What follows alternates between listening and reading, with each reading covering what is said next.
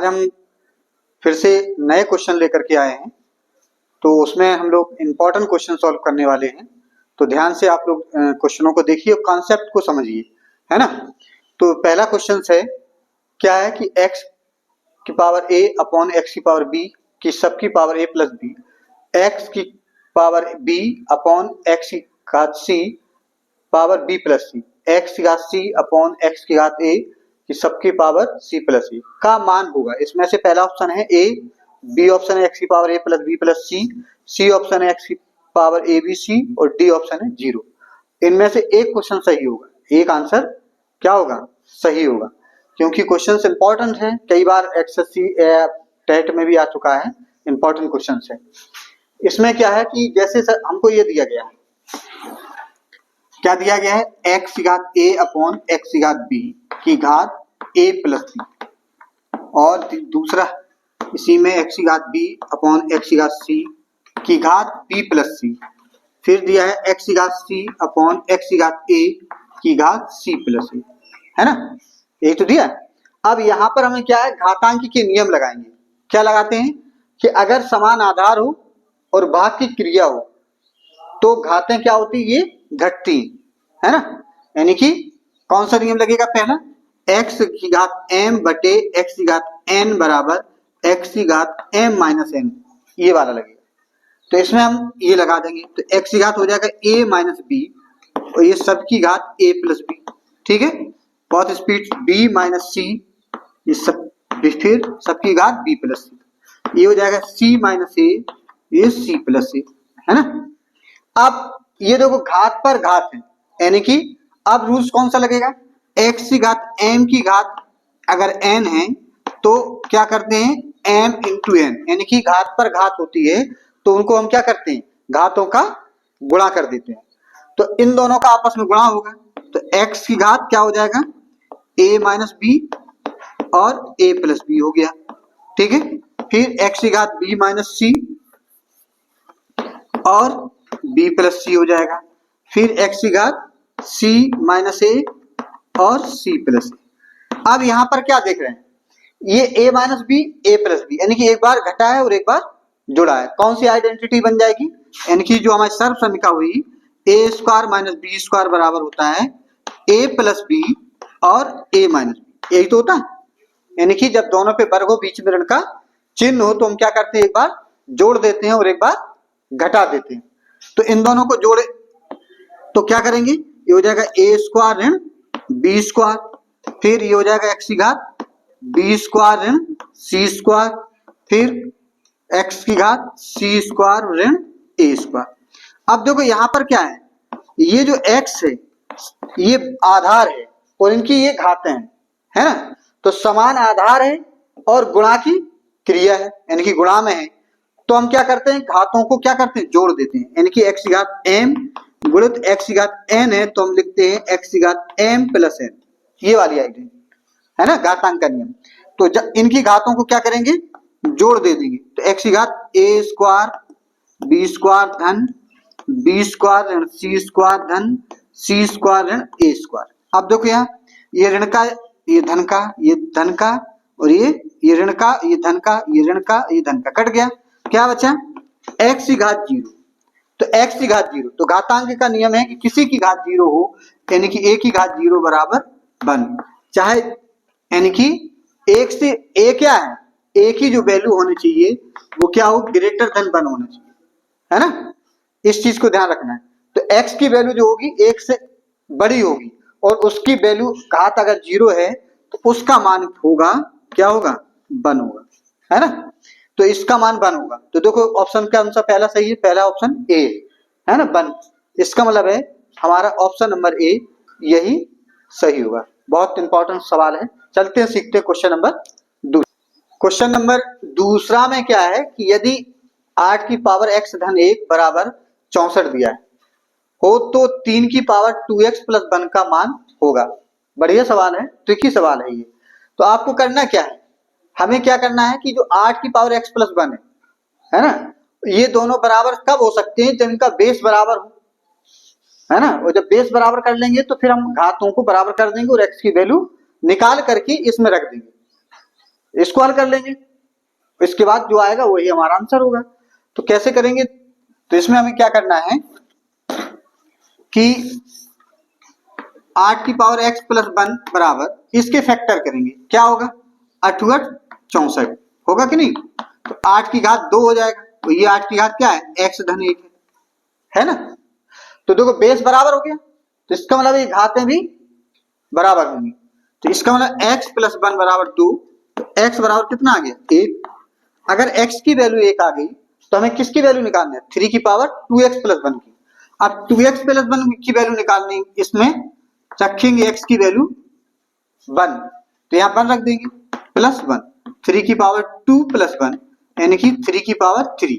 अब 3 की पावर 3 का मतलब क्या होता है, 3 को 3 ऐसे लिखेंगे, 3 3 9 3 कितना हो गया 27, सिंपल हो गया है ना।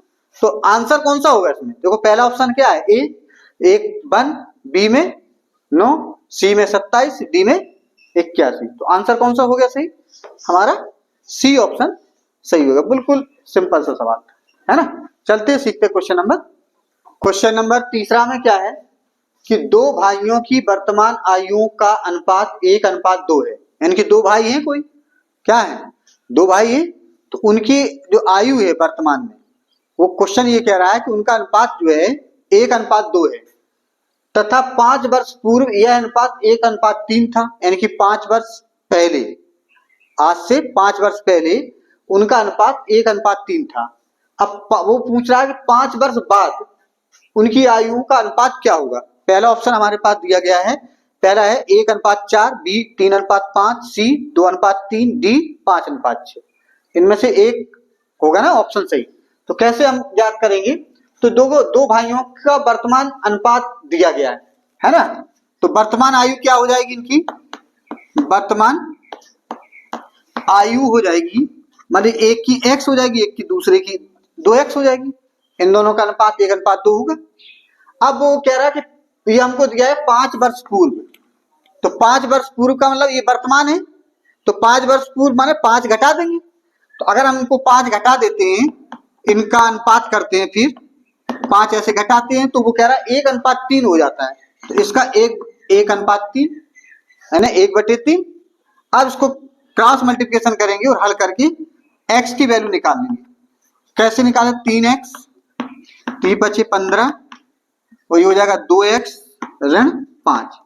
अब 2x इधर लाएंगे तो 3x में से 2x घटेगा, और ये 15 प्लस ऋण के 5 कितना बचा, x बराबर हो जाएगा 10, यानी कि x की वैल्यू 10 आई। अब वो ये कह रहा है 5 वर्ष बाद उनकी आयु का अनुपात, तो 5 वर्ष बाद, वर्तमान तो ये है, तो 5 वर्ष बाद कितने वर्ष बाद, 5 वर्ष बाद, 5 वर्ष बाद, तो उनकी आयु का अनुपात क्या होगा x/5 और 2x धन 5। अब इसमें जो x का मान आया है वो रख देंगे, इसमें रखेंगे तो कितना हो जाएगा 10/5, वो हो जाएगा 10 दूनी 20/5, यानी कि 15 ये हो गया 25। अब 5 से ऊपर नीचे कटेगा, 5 × 15 = 25, 3/5 यानी कि 3:5 आ रहा ना। तो इसमें देखो ऑप्शन कौन सा सही है, पहला ऑप्शन है 1:4, बी ऑप्शन कौन सा 3:5, तो ऑप्शन हमारा बी ऑप्शन सही है ना। चलते सीखते क्वेश्चन नंबर चौथा। क्वेश्चन नंबर चौथा जो है, 3 संख्याओं का योग 165 है, यदि पहली तथा तीसरी संख्या का अनुपात 4:5 हो तथा दूसरी व तीसरी संख्या का अनुपात 3:2 हो, तो पहली संख्या होगी, है ना। पहली संख्या कौन सी होगी, पहला ऑप्शन है 80, बी ऑप्शन है 60, सी ऑप्शन 20, डी ऑप्शन 40 है ना। तो इसमें हमें क्या करना है कि सबसे पहले हमें जो अनुपात दिया गया है, पहली संख्या दूसरी अनुपात, पहली और तीसरी का अनुपात दिया है, फिर दूसरी और तीसरी का अनुपात दिया है, तो हम तीनों संख्याओं का अनुपात निकाल लेंगे। क्यों, क्योंकि संख्याओं का योग दिया है, जब अनुपात निकल आएगा तो अनुपात को हम योग के बराबर करेंगे, उससे हम x की कुछ वैल्यू निकालेंगे। तो कैसे निकालेंगे, चलते, यानी कि पहली और तीसरी अनुपात, यानी कि पहली और तीसरी संख्या, यानी कि तीसरी का अनुपात कितना है 4:5 है, ठीक है, बहुत बढ़िया। अब दूसरी, यानी कि दूसरी और तीसरी का अनुपात दिया है ना। वो कितना दिया है, दूसरी और तीसरी, तो दूसरी और तीसरी, तो दूसरी कहाँ है, दूसरी कितनी है 3:2, तो 3:, ये 2 हो गया, है ना। तो जो कॉमन क्या है, तीसरी वाली है ना, तीसरी वाली है ना कॉमन, तो तीसरी वाली कॉमन है, तो इन दोनों को हम बराबर करेंगे।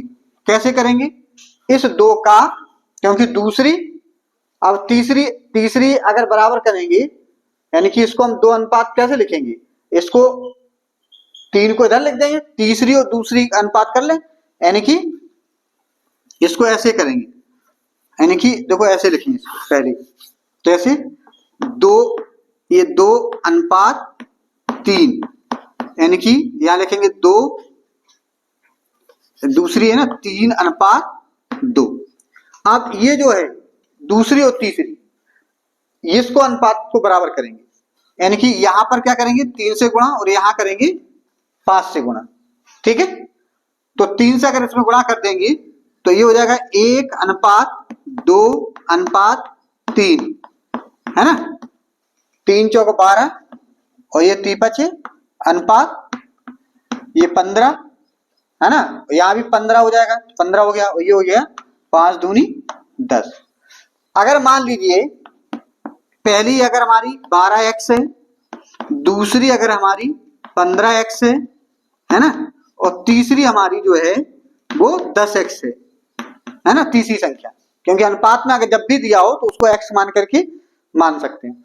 अब इनका योगफल हमको कितना दिया गया है, 165 दिया है, कितना दिया गया है 165, तो इसका मतलब है कि 12x धन 15x धन 10x बराबर कितना होगा 165, ठीक है। तो 10, अब 15 25 और 12 कितना हो गया है, देखो 5 2 7 ऐसे कर ली, 1 2 3 37x, है ना, 37x बराबर 165, x बराबर 165 बटे 37, और 37 से कटेगा कितनी बार कट जाएगा, बोलो 5 7 35, 5 की 15, 5 बार, x की वैल्यू आ गई 5, ठीक है। अब हमें इसमें कोई भी संख्या पूछे, पहली संख्या पूछे, दूसरी पूछे, तीसरी पूछे, इस x का मान इनमें रख देंगे। अगर वो पहली पूछ रहा है तो x का मान कितना होगा 12 गुणित 5, यानी कि 60 हो जाएगा। अगर वो दूसरी पूछता तो 12, अगर इसमें दूसरी होगी 15 गुणित 5 75, तीसरी अगर पूछता तो तीसरी कितनी हो जाती, ये 50, है ना, तो इसमें कोई सी भी आ सकती है। तो ये जो आया है ना, कितना आया 60, तो पहली संख्या पूछ रहा है, तो हमारा ऑप्शन पहली संख्या पूछ रहा है, तो ऑप्शन कौन सा, पहला ऑप्शन 80 है, दूसरा 60, तो ये 60, यानी कि बी ऑप्शन हमारा सही है ना। चलते हैं सीखते हैं क्वेश्चन नंबर 5वां। क्वेश्चन नंबर 5वां में क्या है कि यदि x बराबर 3 धन 8 रूट 8 हो तो x स्क्वायर प्लस 1/x² का मान होगा। पहला option 38, B option 36, C option 34, D option 30 है ना। तो इसका में इस प्रकार के जो क्वेश्चंस होते हैं, इंपॉर्टेंट क्वेश्चंस होते हैं, हमेशा एसएससी में आए, टेट में भी आ सकता है, यूपीएससी में भी आता है ना। तो इस प्रकार के क्वेश्चनों को बहुत इंपॉर्टेंट क्वेश्चंस होते हैं, बहुत आप लोगों को समझना है। क्या करना है कि सबसे पहले हमें को करना है क्या, एक्स स्क्वायर की वैल्यू निकालना है। तो क्या करेंगे, इसका दोनों तरफ क्या करेंगे, स्क्वायर कर देंगे, तो एक्स स्क्वायर बराबर हो जाएगा 3 धन रूट का होल स्क्वायर। इसमें क्या करना है, इसमें a प्लस बी का होल स्क्वायर का फॉर्मूला लगा देंगे, यानी कि a प्लस बी का फॉर्मूला क्या होता है, a प्लस बी का होल स्क्वायर बराबर होता है a square plus b square plus 2ab। ये वाली आइडेंटिटी सर्वसम्मकम लगा लिखेंगे, तो 3 का स्क्वायर लिखेंगे और 8 का रूट है तो 8 का रूट हट जाएगा, फिर ये हो जाएगा 6 रूट 8, यानी कि 2ab, इन दोनों 3 दूनी 6, ये 3 का स्क्वायर होगा ये 9 धन 8 धन 6 रूट 8, कितना होगा 9 8, कितना हो गया 9 8 17 धन 6 रूट 8, 6 रूट 8, यानी कि एक्स स्क्वायर का मान आ गया। जब कभी भी ध्यान रखना, जब कभी भी इस प्रकार का हो कि यहाँ पर पूर्ण संख्या हो, यहाँ पर करने वाली संख्या हो, कैसी हो, करनी वाली, यानी कि ये रूट लगा है, इसको करनी भी कहते हैं। तो अब इसका उल्टा जब हम करेंगे 1/x², तो कुछ नहीं करना है, सिर्फ सीधा आपको साइन बदल देना है। क्या करना है, इसका जो धन था वो ऋण कर देना है, और ऋण है तो धन कर देना है, उसका 1/x² हो गया। अब इन दोनों का क्या करना है, ऐड करना है इन दोनों को। जब हम जोड़ेंगे x² प्लस 1/x² की वैल्यू निकालेंगे तो क्या मिलेगा, ये 17 धन 6 रूट 8 धन 17 ऋण 6 रूट 8 हो जाएगा। अब ये धन का ये कट जाएगा तो कितना हो जाएगा, ये 34 हमारा आंसर आराम से निकल करके आएगा डायरेक्ट, है ना 34। तो इसमें ऑप्शन कौन सा सही है, ऑप्शन नंबर सी जो हमारा दिख रहा है ये सही है ना। चलते सीखते क्वेश्चन नंबर 6वां। क्वेश्चन नंबर 6वां में क्या है कि 8 तथा 18 का मध्य अनुपाती होगा, यानी कि इसमें ये अनुपात के चैप्टर से लिया गया है। क्वेश्चन नंबर इंपॉर्टेंट है, 8 तथा 18 का मध्य अनुपाती, यानी कि अगर मान लीजिए अगर कि 8 का जो अनुपात है वही इसका 18 के साथ अनुपात है, यानी कि x क्या हो गया, मध्य अनुपाती, ये 8 18 क्या हो गया, बाह्य अनुपात, है ना। तो इन दो इसका अनुपात कैसे, x 8/x बराबर x/18, क्रॉस मल्टीप्लिकेशन करेंगे तो ये हो जाएगा x² बराबर 8 गुणित 18, ठीक है। अब देखो x² बराबर 8 गुणित, इसको हम लिख सकते हैं 2 9 18, ठीक है, और ये हो जाएगा 8 दूनी 16। अब इसका वर्गमूल ले लेंगे, है ना, तो 16 का वर्गमूल क्या आएगा 4, तो 3 का वर्गमूल कितना आएगा 3, कितना हो गया 9 का वर्गमूल 3, तो 4 दिया ये कितना हो गया 12। तो x क्या था, मध्य अनुपाती, तो इसमें आंसर ऑप्शन कौन सा सही है, पहला ऑप्शन सही हो गया, है ना। बहुत सरल सा सवाल था, क्योंकि कंपटीशन में कहीं कहीं बीच में कुछ सरल सवाल भी होते हैं, कुछ कठिन भी सवाल होते हैं, ठीक है। तो सरल सवाल आपको ये नहीं कि बहुत सरल है कि कहीं ये नहीं, तो उसको ध्यान से आपको करना पड़ेगा, है ना। चलते सीखते हैं क्वेश्चन नंबर 7।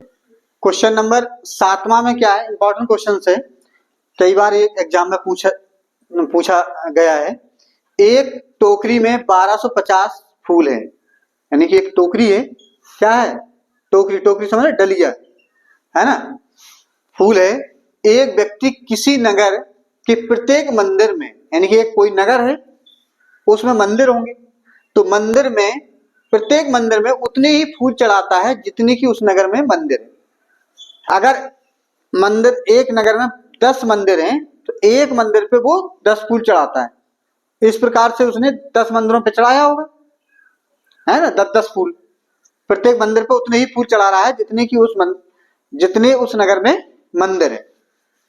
यदि उसने कुल 8 टोकरी फूल चढ़ाई, कितने टोकरी फूल चढ़ाए 8 टोकरी, तो एक टोकरी में कितने 1250 फूल है, तो 8 टोकरी फूल लग गए उसमें, उस फूल चढ़ाने में मंदिरों में। तो इसका मतलब है कि 1250 और 8 टोकरी लगी, तो 8 गुणित 1250 करेंगे, कुल फूलों की संख्या आ जाएगी कि उसने कितने फूल चढ़ाए।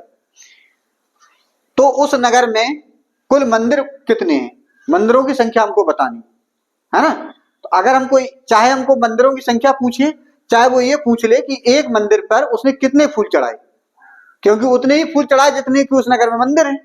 तो अगर हमें फूलों की एक मंदिर पे जितने फूल चढ़ाए हैं उसने, तो उसकी संख्या अगर हमको पता चल जाएगी तो निश्चित है कि हम मंदिरों की संख्या वही होगी जितने उसने फूल चढ़ाए, ठीक है। देखो कैसे करेंगे इस सवाल को, कि जैसे अगर मान लीजिए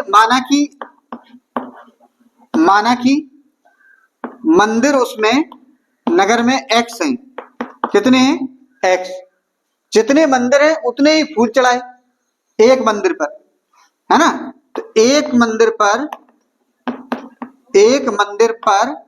फूल कितने चढ़ाए उसने x, एक मंदिर पर फूल x चढ़ाए, तो कुल फूल कितने हो गए, कुल फूलों की संख्या जो होगी, फूलों की संख्या जो है वो कितनी हो जाएगी x गुणित x, यानी कि x की घात 2।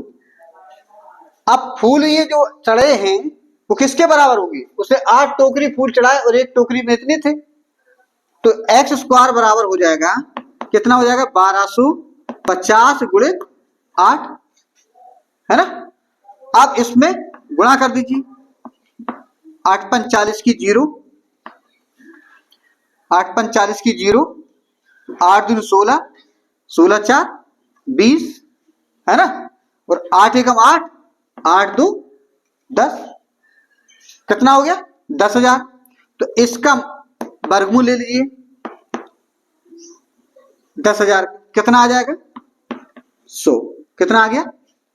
100, है ना। इसका मतलब ये होगा कि जो हमने मंदिर थे वो 100 मंदिर है, प्रत्येक मंदिर पे फूल कितने चढ़ाए?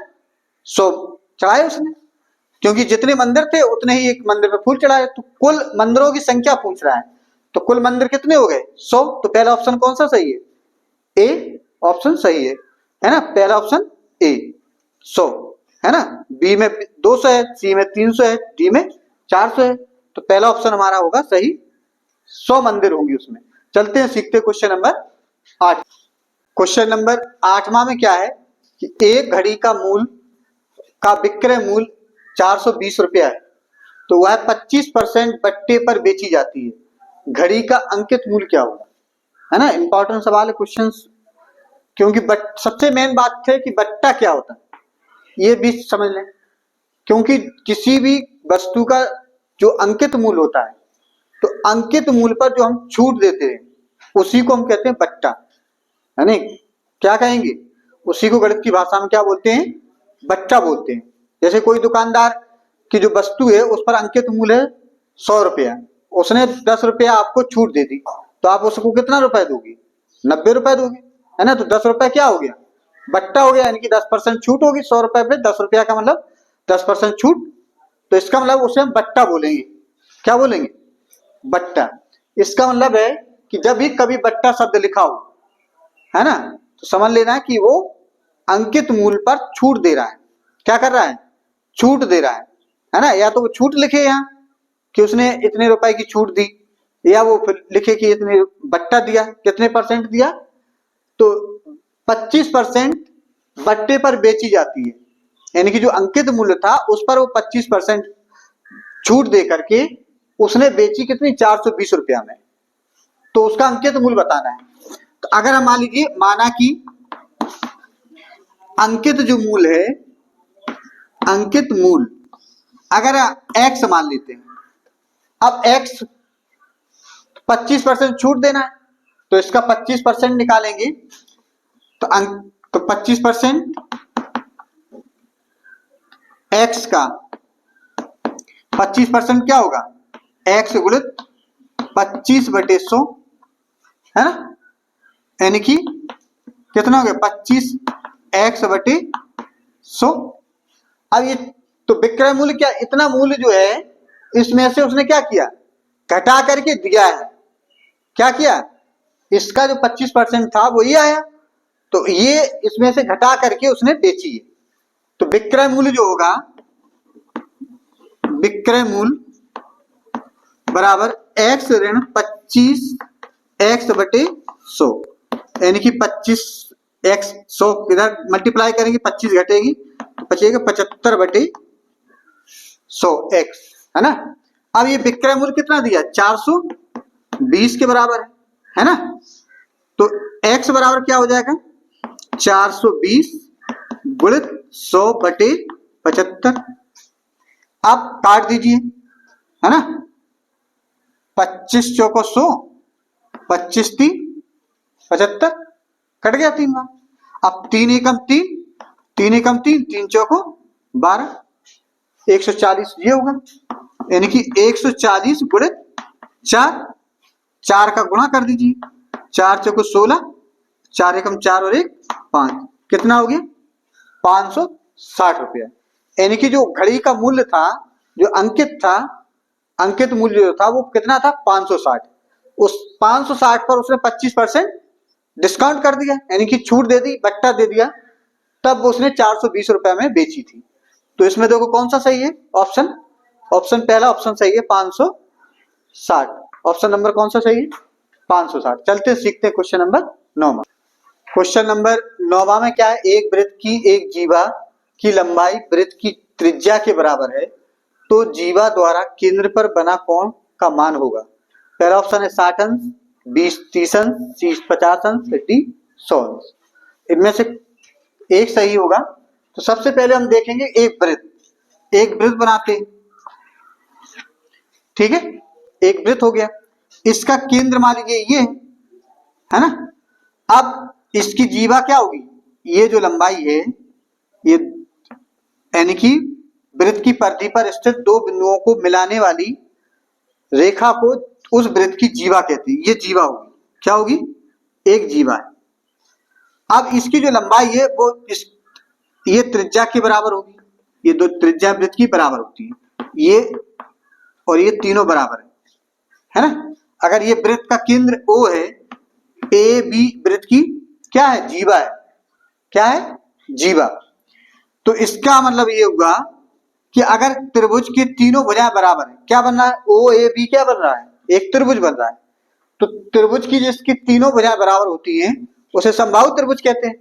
और समबाहु त्रिभुज में क्योंकि ये भुजाएं सभी बराबर हैं तो प्रत्येक कोण भी बराबर होगा। इसका मतलब ये वाला कोण, ये वाला कोण, ये वाला कोण बराबर होगा।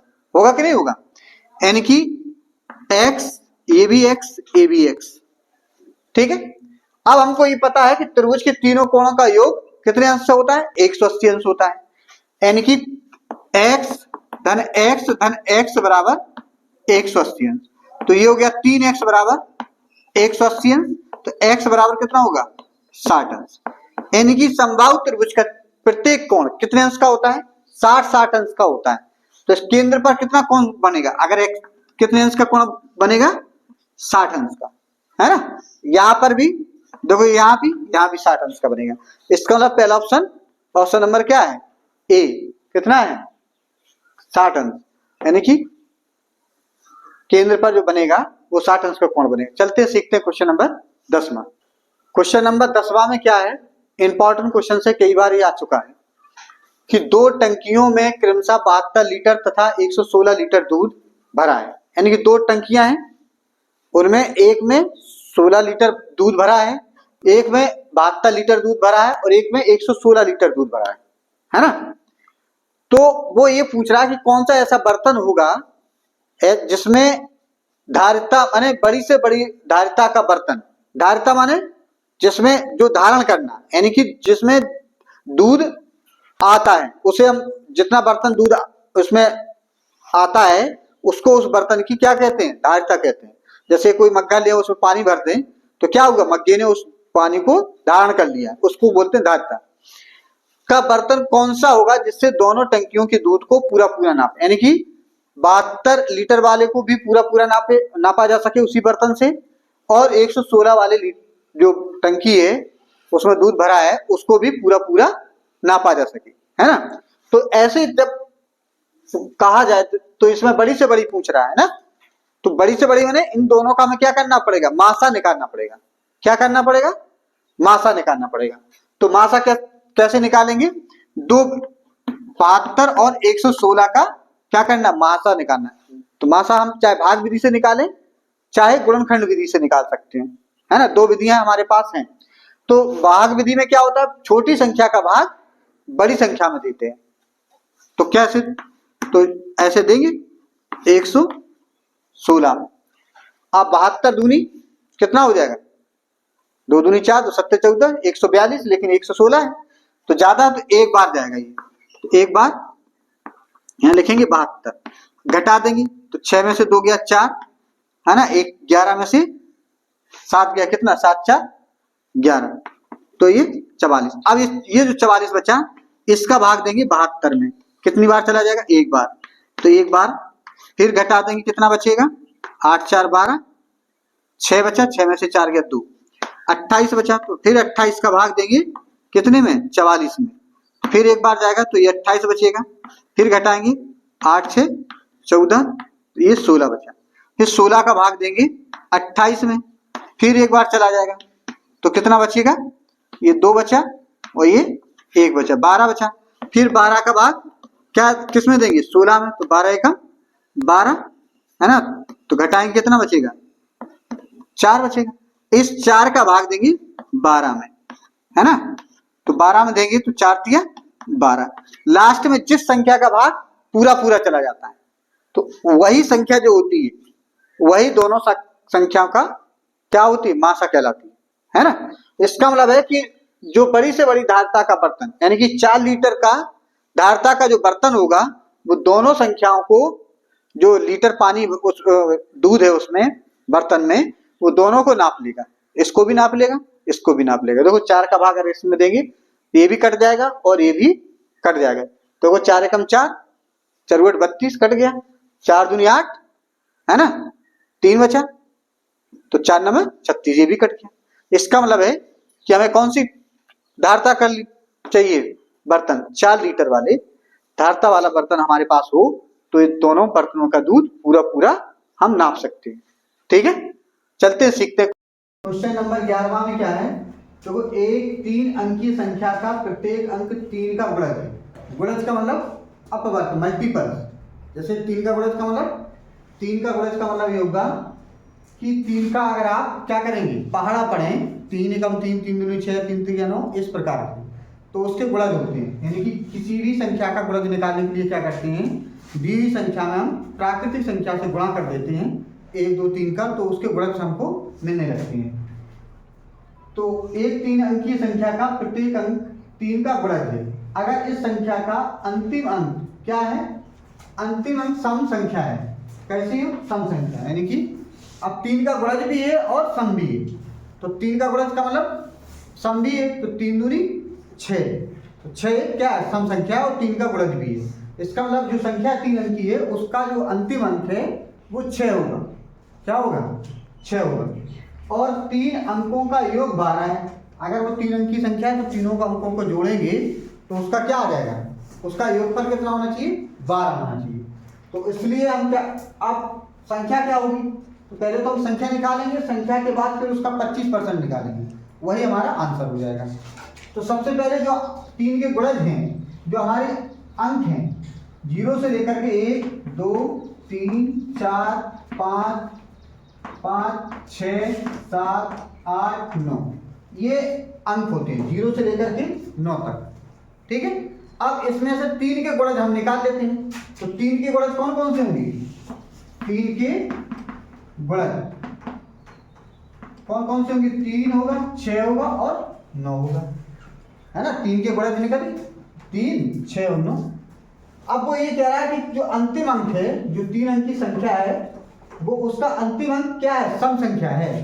तो सम संख्या कौन सी है इसमें 9 6 है ना, सम संख्या कौन सी है 6, तो अंतिम अंक तो संख्या का 6 होगा।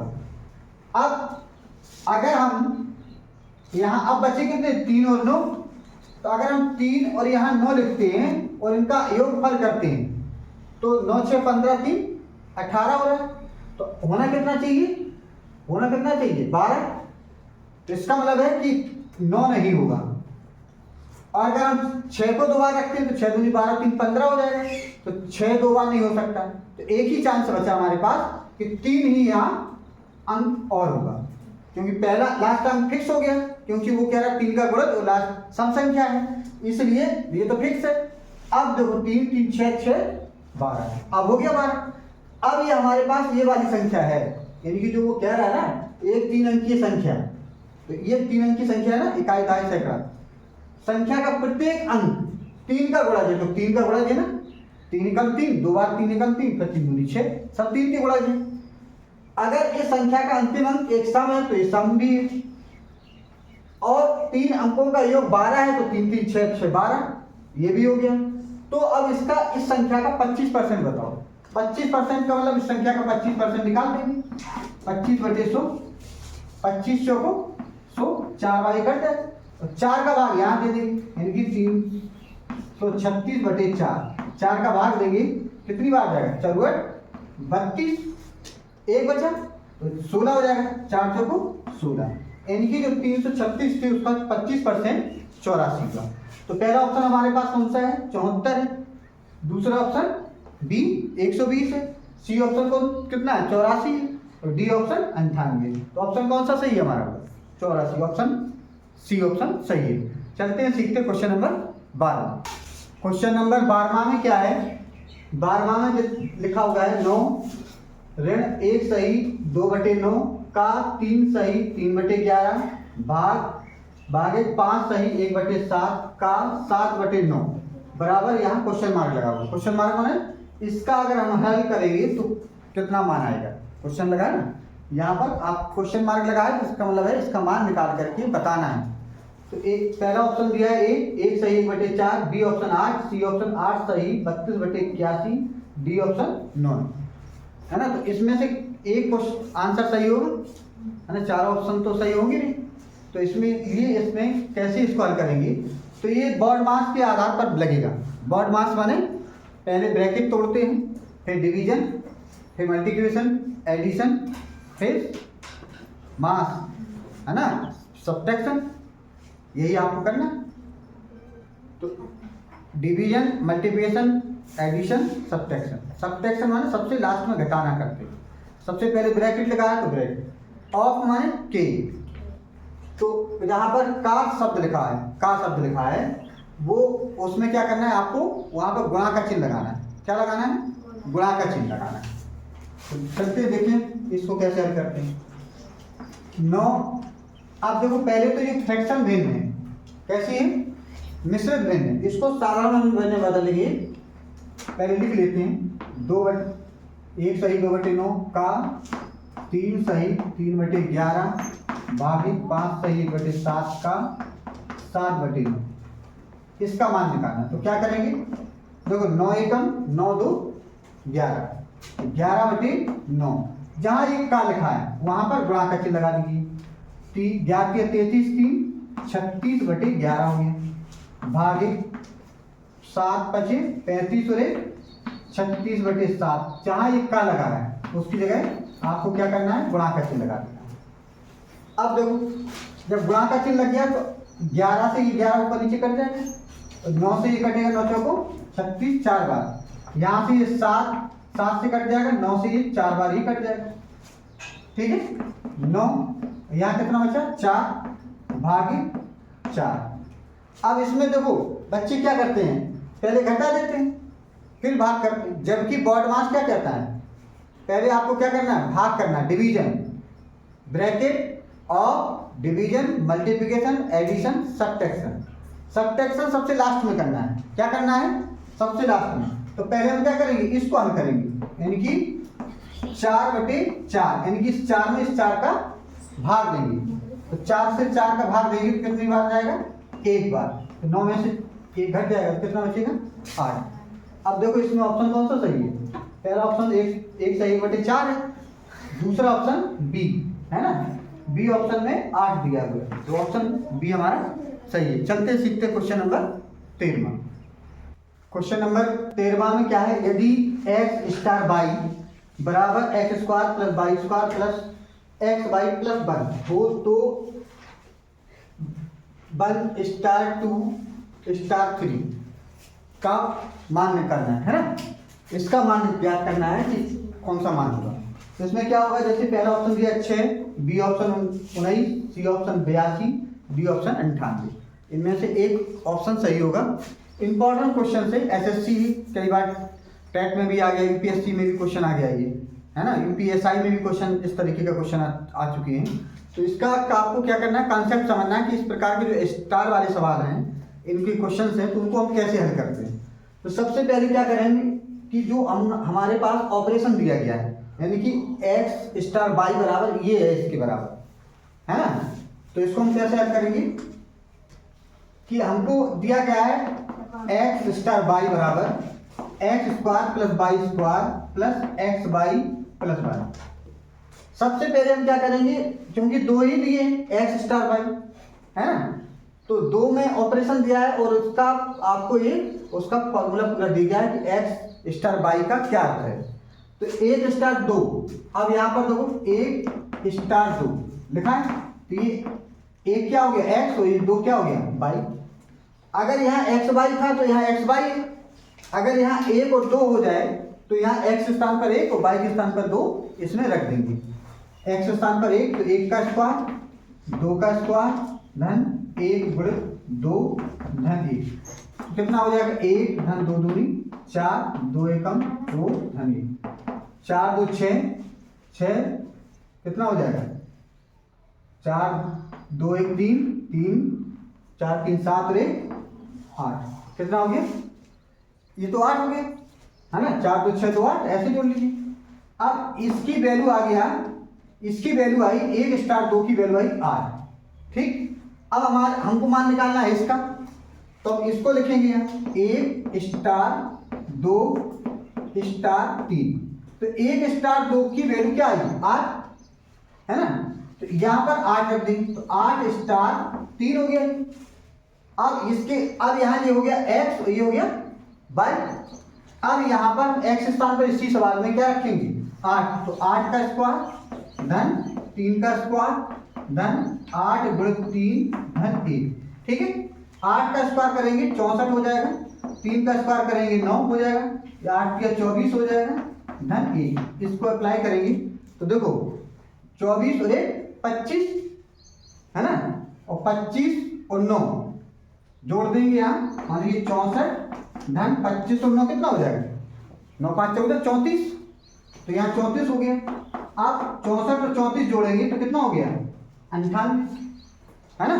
इसका मतलब है कि 1 स्टार 2 स्टार 3 की जो वैल्यू आई है वो कितनी आई है 98 यानी कि 98। तो पहला ऑप्शन क्या दिया है 6 दूसरा बी 19 19 और सी 82 82 और डी 98 98 तो हमारा आंसर कौन सा था ये था 98 तो ऑप्शन नंबर डी सही होगा है ना। तो इसलिए चलते हैं सीखते हैं क्वेश्चन नंबर 14। क्वेश्चन नंबर 14 में क्या है बहुत इंपॉर्टेंट सवाल है कई एग्जामों में कई बार आ चुका है ना तो इसको बहुत ध्यान से समझना है। क्या है कि एक बंदर ग्रीस लगे खम्भे पर 1 मिनट में 5 मीटर ऊपर चढ़ता है यानी कि एक खम्भा है इस प्रकार का कोई खम्भा होगा इस पर ग्रीस लगा है तो 1 मिनट में कितने मीटर चल रहा है 5 मीटर चढ़ता है और जैसे अगला मिनट होता है क्योंकि ग्रीस लगा है तो क्या कर रहा है 2 मीटर फिसल जाता है यानी कि अगर मान लीजिए वो यहाँ से 5 मीटर चढ़ा 1 मिनट में तो अगले मिनट में कितने आ जा रहा है 2 मीटर नीचे आ जा रहा है तो नीचे से कितना होगा ये ऊपर की ओर कितना होगा 3 मीटर ही तो चढ़ा क्योंकि अगले 2 मिनट में कितने मीटर चढ़ पाया 3 मीटर क्योंकि 1 मिनट में 5 मीटर तो उछाल के चढ़ा है ना एकदम उछलने के बाद फिर ग्रीस लगा था तो ग्रीस लगा था तो क्या होगा 2 मीटर अगले मिनट में 1 मिनट में 2 मीटर फिसल गया तो नीचे से कितना होगा 3 मीटर होगा ना यानी कि 2 मिनट में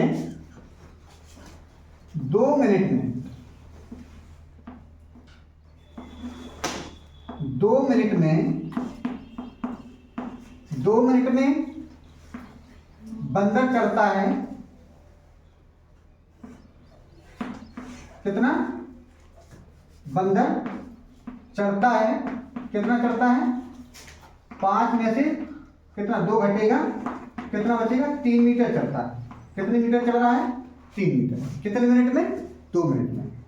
अगर 3 मीटर चढ़ता है 2 मिनट में तो 1 मीटर के कितने मिनट में चढ़ेगा 1 मीटर चढ़ेगा 2/3 मिनट में है ना।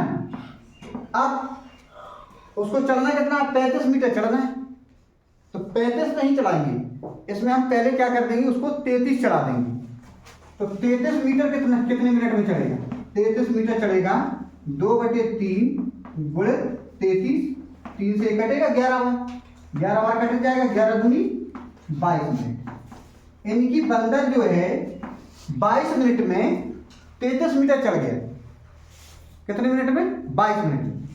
अब बचा कितना चढ़ना उसको कितना है 35 तो शेष कितनी दूरी बची तो शेष जो दूरी बची है हमने की 35 में से 33 घटा देंगे कितने 2 मीटर और चढ़ना है कितना मीटर चढ़ना है 2 मीटर। तो अब देखो 1 मिनट में 5 मीटर चढ़ता है तो 5 मीटर चढ़ता है वो 1 मिनट में तो 2 मीटर चढ़ेगा 2 मीटर चढ़ेगा कितना 1/5 गुणित 2 मिनट है ना क्योंकि एक 5 मीटर चढ़ता है 1 मिनट में, तो 1 मीटर चढ़ेगा 1/5 मिनट में, इसलिए 2 मीटर चढ़ेगा 2/5 मिनट में। अब चूंकि ये मिनट है तो तो इसको हम बदल देंगे सेकंड में। सेकंड में बदलेंगे तो क्या करेंगे, इसमें 60 से गुणा कर देंगे, 5 से 1 कट जाएगा, 12 पंचे 60, 12 दूनी कितना हो जाएगा 24 सेकंड, है ना, कितना हो जाएगा 24 सेकंड, यानी कि 2 मीटर जो चढ़ेगा वो 24 सेकंड में चढ़ेगा। तो अब टोटल देखो, यहाँ 2 मीटर ये चढ़ गया और 33 मीटर ये चढ़ गया, तो टोटल कितना हो गया 35 मीटर चढ़ गए। तो कितने मीटर, 33 मीटर चढ़ने में 22 मिनट लगे और 2 मीटर चढ़ने में 24 सेकंड लगे, यानी कि टोटल 35 मीटर चढ़ने में उसे 22 मिनट 24 सेकंड लगे। कितने लगे 22 मिनट 24 सेकंड। तो ऑप्शन कौन सा है हमारा, पहला ऑप्शन दिया 11 मिनट तो होगा नहीं, दूसरा बी ऑप्शन है 11 मिनट 24 सेकंड, क्योंकि यहाँ 24 सेकंड तो आ रहा है लेकिन 22 मिनट है, इसलिए ए भी ऑप्शन नहीं होगा। फिर सी ऑप्शन है 22 मिनट 36 सेकंड, तो आ रहा है हमारा 24 सेकंड, लेकिन ये भी नहीं होगा, तो फिर ऑप्शन कौन सा सही बचा, 22 मिनट 24 सेकंड, यानी कि ऑप्शन नंबर जो हमारा कौन सा सही है, डी ऑप्शन सही है, 22 मिनट 24 सेकंड। समझ आ रही बात। तो चलते हैं सीखते क्वेश्चन नंबर 15 है। नंबर 15 में क्या है दिया हुआ है कि 1 गुणित 3 गुणित 9 धन 2 गुणित 6 गुणित 18 धन 3 गुणित 9 गुणित 27 प्लस डॉट डॉट डॉट, है ना, और भी ऐसी संख्याएं होंगी। नीचे में लिखा है 1 गुणित 5 गुणित 25 धन 2 गुणित 10 गुणित 50 धन 3 गुणित 15 धन 3 गुणित 15 गुणित 75 75 धन डॉट डॉट डॉट कि 1/3 का मान होगा। इनमें से आपको दिया गया है 2/5, 3/5, 1/5, इनमें से कोई नहीं। इस सवाल को कैसे करना है, क्योंकि इस प्रकार के जो सवाल होते हैं, है ना, इसमें निश्चित है कि अंश और हर में कुछ कटेगा, कोई फिक्स नंबर आएगा उसका क्यू होगा तभी यहाँ पर आंसर आएगा। तो इसका मतलब है हमें ऐसा बनाना है इसको कि ऊपर नीचे कुछ कट जाए। तो देखो पहले में क्या दिया है, 1 गुणित 3 गुणित 9 दिया है, तो ये जो चीज दी है इसी को आपको बनाना है।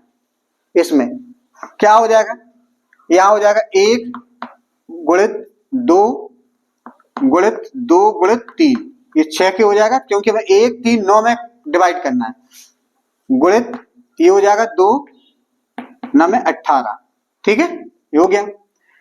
धन यहां पर 3 गुणित ये 3 तिया 9 गुणित 3 में 27। हमें क्या करना है कि यहां पर देखो, यहां पर क्या हो रहा है, 3 का क्यूब हो रहा है, यहां क्या है 1 है, तो 1 यहां पर 1 लिख सकते हो, यहां 1 लिख दीजिए, कोई दिक्कत नहीं, प्लस डॉट डॉट डॉट करेंगे और यहां पर 1/3 इसके बटे में। अब यहां पर 1 गुणित 5 गुणित 25 है, 1 गुणित 5 गुणित 25, इसी क्रम में इसको भी बनाना है। तो यहां हो जाएगा 1 गुणित 2 गुणित 2 गुणित 5 और ये हो जाएगा कितना 2 गुणित 25, क्योंकि 25 लाना है, प्लस यहां पर 1 गुणित 3 और ये हो 3 गुणित 5 और ये हो जाएगा 25 5 गुणित 25, 25 पर 25 थी 75, 3 गुणित 25, है ना, क्योंकि 25 लाना है तो 5 आ जाएगा। अब देखो यहां पर क्या है, यहाँ 1 गुणित 3 गुणित 9 कॉमन ले लीजिए, यानी कि 9 3 7, 1 गुणित 3 गुणित 9 ऊपर ले लिए, यहाँ पर 1 गुणित 3 गुणित 9 बटे यहाँ पर 1 गुणित 5 गुणित 25 यहाँ पर, तो यहाँ बचा क्या 1, यहाँ पर देखो क्या चले गया 3 चला गया और ये 9 चला गया, है ना, तो कितना बचा 2 का क्यूब, ये 2 का क्यूब बचा, ठीक है। यहाँ पर क्या चला गया 1 3 चला गया और ये 9 चला गया, तो यहाँ बचा धन 3 का क्यूब, ऐसे ही बचा, ठीक है। यहाँ देखो यहाँ क्या बचा, यहाँ तो 1 बन हो गया, यहाँ क्या बचा 5 चला गया, 25 चला गया, 1 चला गया तो 2 का क्यूब, यहाँ क्या बचा, यहाँ क्या चला गया, ये 5 चला गया, ये 25 चला गया, 1 चला गया तो ये 3 का क्यूब, 3 का क्यूब। तो ऐसी संख्या ये भी बन रही है, बन रही कि नहीं बन रही? 1/3। तो देखो ये अंश और ये हर पूरा सेम हो गया, ये पूरा कट जाएगा, ये कट गया। अब चाहे जितना हो, अब यहाँ पर 9 क्या बचा? 27, और ये बचा 25 पंचे 125। अब इसका 1/3। अब देखो 3 का 3 तिया, ये हो जाएगा 3 का क्यूब, और ये हो जाएगा 5 का क्यूब की घात 1/3, यानी कि 3/5 की घात 3/3 हो जाएगा। 3 से ये 3 कट जाएगा, तो 3/5 हमारा आंसर आ जाएगा, है ना। तो देखो इसमें ऑप्शन पहला क्या है? ए 2/5, 3/5, सी 1/5, इनमें से कोई नहीं। तो ऑप्शन कौन सा मिल गया हमारा? बी ऑप्शन 3/5 हमको मिला।